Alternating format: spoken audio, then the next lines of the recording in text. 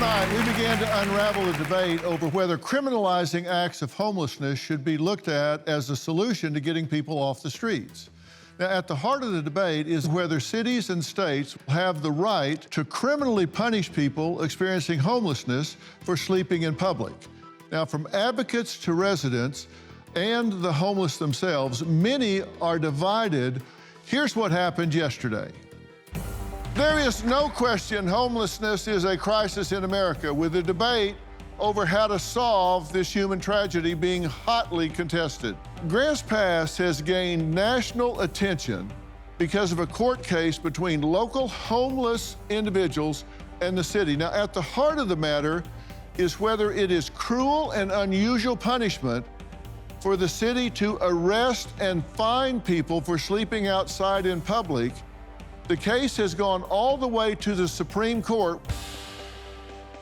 Missy is a resident of Grants Pass. She says the rise in homelessness has left many residents scared. It's really sad to see what's happened, not just down here, but this whole town. I was assaulted. I guess that's like one of my biggest fears, is that happening again. I mean, I was alone when that happened, but I can't even imagine if like one of my kids was with me. You say there's constant shooting up of drugs, overdoses, dead bodies have been found. Out in the open. Brock claims the city of Grants Pass has always been about community, but now that park has become a place for homelessness and drug use. I'm not an expert, but I know living with drug addicts, my son's a drug addict. You could find my son a house tomorrow, but that doesn't mean he'll be able to take care of it. So your son is actually in that park? He's in the park right now. You wear a hidden camera, and you're holding weekly meetings and showing some of this and talking to people because you're trying to get the city to act. What do you guys want them to do? What's the answer? First of all, clean up the parks. Our next guest, Dion, has thankfully found safe refuge in a shelter for the homeless after living months trying to survive on the streets. They didn't just give me a bed to lay on or a place to go. They immediately, day one, poured so much love into you and make you feel like you're worth it and show you that there's hope. And you don't think they should criminalize homelessness? Absolutely not. If somebody like you finds herself without a place to stay and the place you're in doesn't have resources to help you get over a hump, they have 50 beds and 100 people that need them, we shouldn't arrest the 50 that don't get a bed. That's insane. Well, joining us now is Donald Whitehead, who is the executive director of the National Coalition for the Homeless. On the other side is Matt Makoviak, who is the co-founder of Save Austin Now. People don't want to be homeless. And if you find, jail, and arrest people, after that's over, they're still homeless. So you haven't solved the problem. It's the cities that have, unfortunately, allowed open camping with really no rules almost whatsoever, certainly no enforcement. Camping is a way to allow homeless individuals to make tragic choices. We've never believed homelessness is about housing entirely. And I know Donald and I disagree on this. He's for housing first. We're very much for treatment first. We're for treatment first. I'm for the facts. Let me ask you a question. Yes. I'm lobbing you a softball here. You and I have been through this before. If the outcome criteria is heads in beds, of course you can reduce homelessness 93%. If the outcome criteria is you got a bunch of homeless people and you come and say, I'll put you in a house, they go, sure. Hell yeah, give me a house. I'm a happy camper. I'm no longer a camper, I'm now in a house. Then sure, you reduce it 93% because people will say, I'll take a house, I'll take a small unit to live in that's warm and dry and has heat. Sure, you can reduce it, but are you advancing them towards becoming a contributing member of society? You're reducing homelessness. You talk about making them invisible. You're tucking them away in a housing unit somewhere. You've reduced it 93% because you gave them a house. But the key isn't just the housing, Dr. I know, Phil. that's why I started giving you a softball. So It's housing and supportive services to address. But you don't require the services. There's a case manager, and they are moved to get the services. Now, they But don't. you don't require it. We do require them to definitely abide by any kind of housing lease requirements that are in But place. you don't require the service. They don't have to go to rehab. They don't have to participate in therapy. They don't have to do But anything. most they have people to will not do that on their own. drugs on those Most, services. no, they can't do drugs because Right. that's going to be part of the lease, and they can't do any kind of criminal activity because that's in the lease as well. So those things they can't do. They are offered treatment. They're offered mental health services. They have a case manager. They have a whole team of people that are working to keep them in place. But that's one part of the solution. The other part is we need to create affordable housing in this country.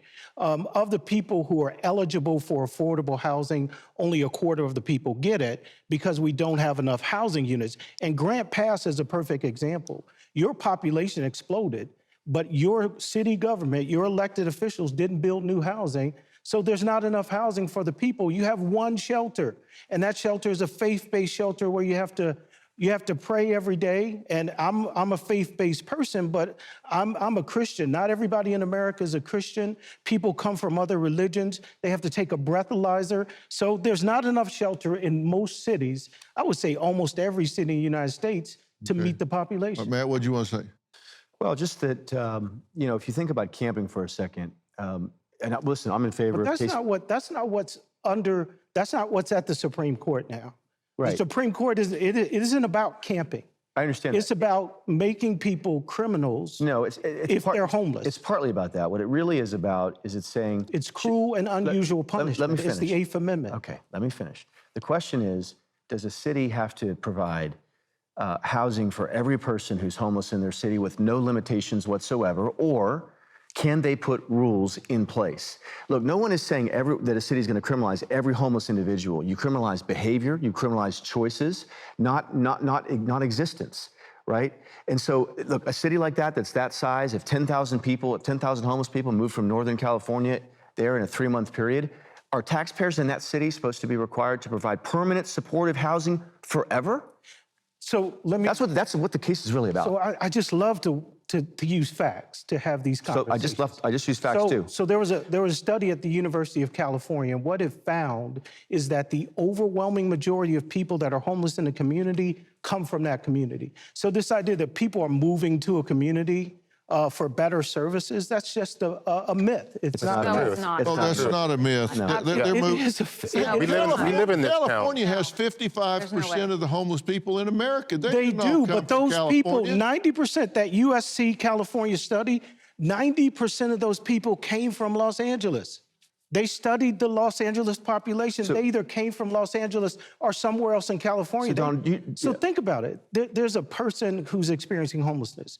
They don't have enough money to be able to afford a place to live. Where did they get the money to move to California? You don't think It just doesn't make sense. It's not about them getting the money. They There are hitchhike. nonprofits that Yeah, put them they're on buses, they hitchhiking. hitchhike, absolutely. Yeah. And you can ask law enforcement in any major city People if that don't happens. move to cities for their homeless services. That's just not. They are yes, right they do. now. They are now. They are right now. You can ask them and talk to them So on the street. I do. They I tell talk to us. homeless We do people too. every day. We do too I've in been our working town. on homeless issues for 29 years. I commend you for talk that. to people every day. They come in my office, they sit next to me. I'm also a recovering addict. Mm-hmm. So I'm a perfect example. If you give someone services, they can contribute to society in all kinds of ways. Well, how do you fix the drug problem? I mean, you're You putting fix the drug shoe on problem the this way. you're Let me- putting the let me shoe on tell your how foot you before the fix drug sock. problem. You provide facilities for people to get We treatment. have them. You just said on the commercial, somebody just said on the commercial, you don't have enough treatment facilities in your We don't have like mental health facilities. That's There's a right, lot- there's- because we emptied out mental health facilities Right. during deinstitutionalization. Yes. What they promised was that there was going to be housing for those people leaving the mental health institutions. That never happened. All right, well, I'm going to talk about that in a Okay. minute. We're going to add a woman who has dedicated her life to working directly with people experiencing homelessness. We're going to find out why she says they need to get off the streets. We'll meet her after the break.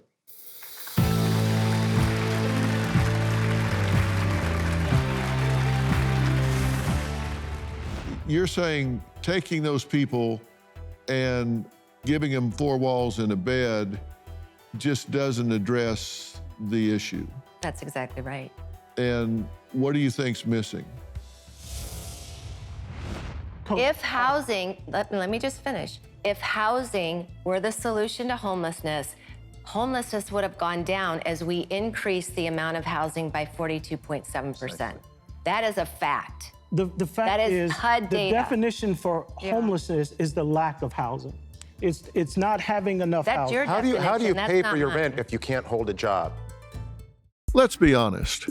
We're not getting any younger, and if you want to look and feel your best, check out Pure Health Research. With 45 premium health supplements targeting every health goal, boosting energy, trimming belly fat, supporting blood sugar, increasing testosterone, or reducing leg swelling, Pure Health has you covered. Each formula features natural, non-GMO ingredients backed by clinical research and manufactured in the USA. Here's the best part. Pure Health Research is offering you an exclusive 35% discount. Just go to purehealthresearch.com and use coupon code PHIL at checkout. With their 365-day money-back guarantee, there's zero risk in trying something new. So why wait? Head over to purehealthresearch.com now. Explore their 45 amazing supplements and save 35% before this deal ends with coupon code PHIL. Don't miss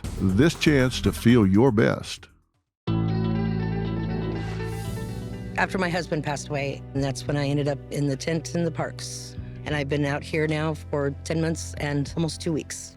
The old Fruitdale Elementary School used to be right here where this park is, and all three of my kids went there.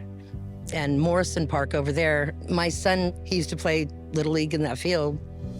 I've lived here for 45 years, and then because we don't have a house, we're not considered residents. We don't all do drugs. We don't all steal. Many people need to remember that this can happen to anybody. Michelle Steeb ran Northern California's largest homeless shelter for women and children for 13 years. She's also a senior fellow with the Texas Public Policy Foundation, working on policies that help people experiencing homelessness in this country. So welcome, Michelle. Thank you for being here. Thank you so much. Now, Michelle, many are struggling with addiction and mental illness. That's just a fact, true? Yeah, in the program I ran, again, the largest in Northern California, 78% of our women were struggling with addiction, about 70% with mental illness, domestic violence, many other issues as well, yep. And you're saying taking those people and giving them 4 walls and a bed just doesn't address the issue. That's exactly right. And what do you think's missing? Well, let me give a little context. So in 2013, our country was dealt a seismic blow, our homeless system. Basically, the federal government, which is the largest funder of homelessness, said, we are only going to fund one thing, that is permanent, lifelong housing vouchers with no conditions for everyone who struggles with homelessness. What we basically did was we dismantled our homelessness system. We took away funding for mental health, for drug and alcohol counseling, for therapy. We no longer require those things either. We dismantled shelters. We dismantled transitional housing programs. We completely dismantled accountability in the system. At the individual level, there's no accountability. At the nonprofit level, there's no accountability. There's 11 nonprofits right now in San Francisco that are under investigation for misuse of funds. And there's no accountability at the federal level, at the government level. Homelessness has gone up. We are at the highest point in our country's history right now under this policy because we only fund one thing, and that is lifelong housing without services. And we need to rebuild a system that we've completely dismantled. Well, let me talk about that for a minute. I would really like your opinion about this, Michelle. And Donald and Matt, I'd like you to weigh in on this as well, because from a psychological standpoint, I got a real problem with this. This is a mental illness epidemic, and nobody's offering treatment to these people. This is putting people into hospice for the vast majority of people that are being housed under this policy. Life is full of surprises, and emergencies often strike when we least expect them. But preparation is key, and that's where Jace Case comes in. With Jay's case, you'll have essential emergency prescription medications right at your fingertips, ready when you need them most. Whether it's an unexpected illness or a travel mishap, having the right meds on hand can turn a potential crisis into just a minor inconvenience. Don't let the unexpected catch you off guard. Jay's case gives you peace of mind so you can tackle life surprises with confidence. Be ready. Take charge today. Head over to jase.com. That's JASE.com. And when you check out, use the code PHIL, spelled PHIL, to get a discount on your order and to have the right meds on hand the moment you need them.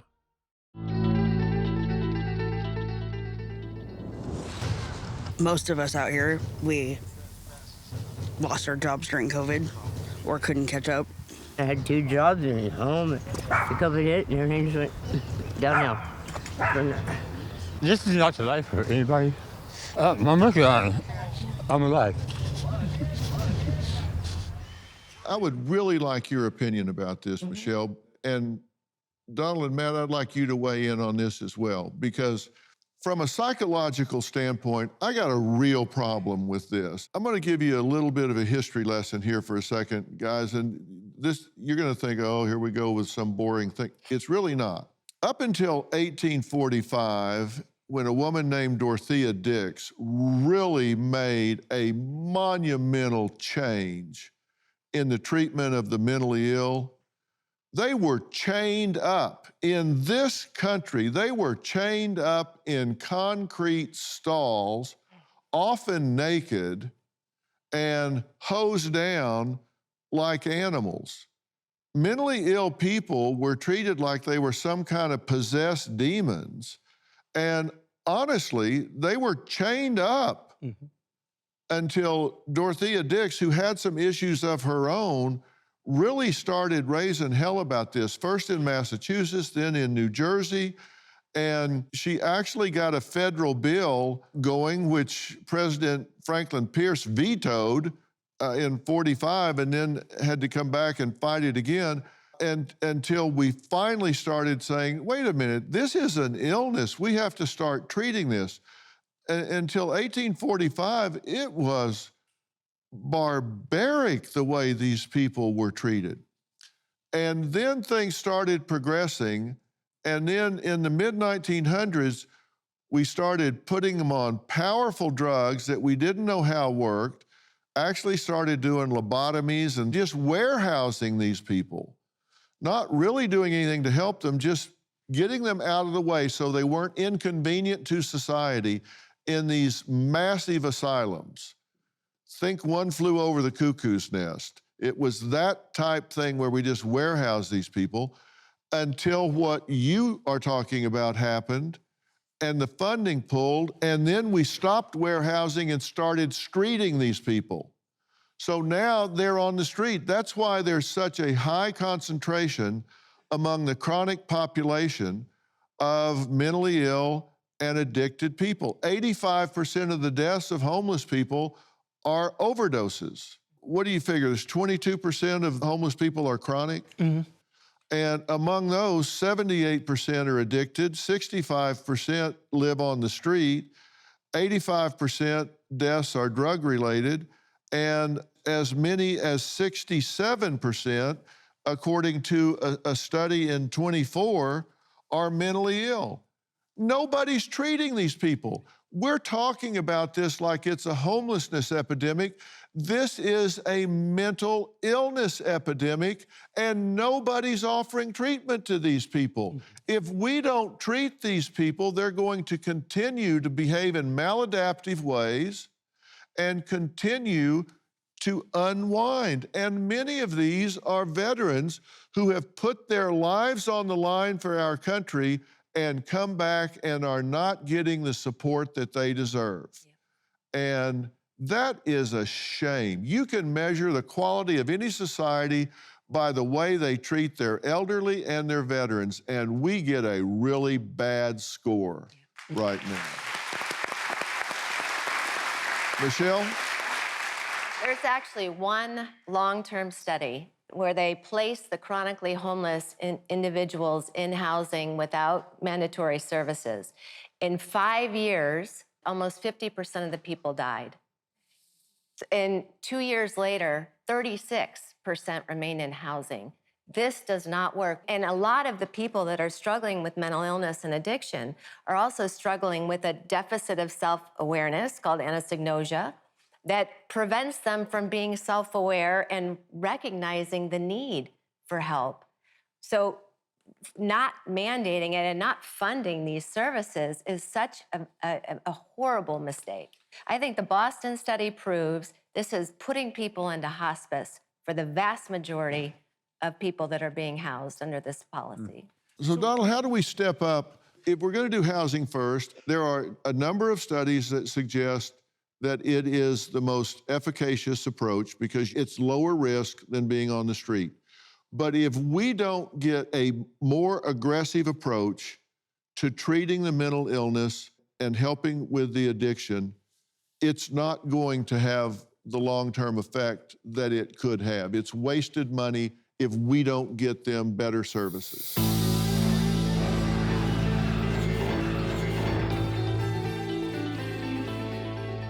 $36 trillion. That is the U.S. debt, and it gets deeper and deeper by the day. Our debt has never been higher, nor have the stakes. The government is looking to slash the federal budget by $2 trillion, and no one knows what that will mean for your job, savings, and future. I've seen a lot in my time, and there's one thing I know for sure. You need to prepare before it's too late. I trust Preserve Gold to help protect my wealth, and I strongly urge you to do the same. They are the only precious metals firm I trust and recommend to my family, friends, and audience, and they have a special offer just for you.